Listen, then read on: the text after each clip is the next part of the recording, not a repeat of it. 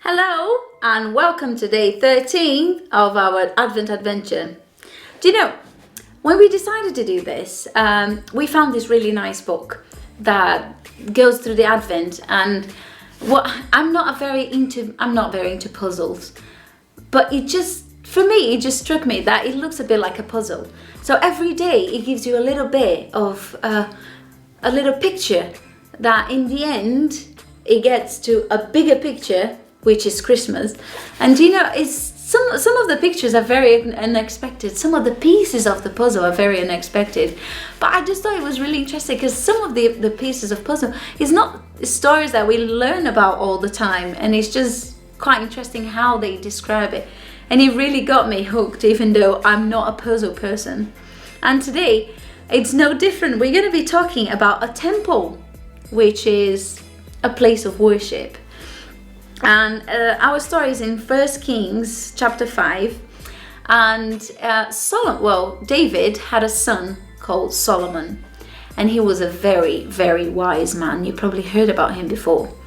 And one of the jobs that God gave Solomon, it was a very special job. He said he would like him to build a temple, to build a place where people could come and worship God.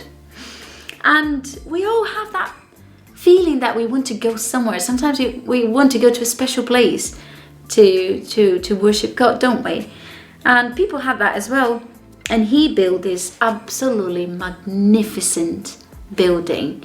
And you can read in the Bible in 1 Kings chapter 6, and it's just incredible. And he had all sorts of divisions in different places. And he had a specific place where the priests could come, and only the priests were allowed there, and they could come and meet with God.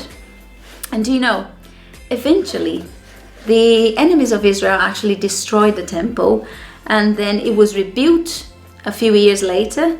But God always had a much better plan. And you're right, the plan was Jesus. And what he wanted was he wanted to make a way for anybody that wanted to be in his presence.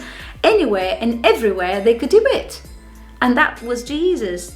So in a sense, we don't have to go to a special room anymore to meet with God. If we know Jesus, we know God. So today, our ornament for our tree will be a temple. And it's to remind us that we don't have to go anywhere.